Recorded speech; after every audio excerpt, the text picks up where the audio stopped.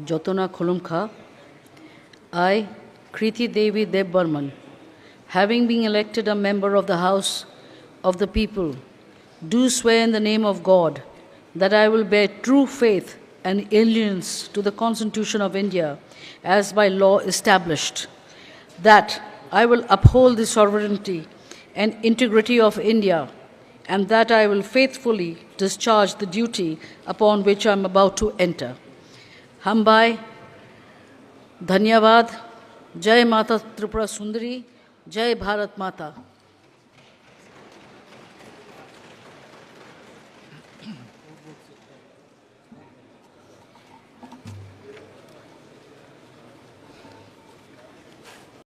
Well, it feels great to be part of this great organization, and I hope that I can serve my people well.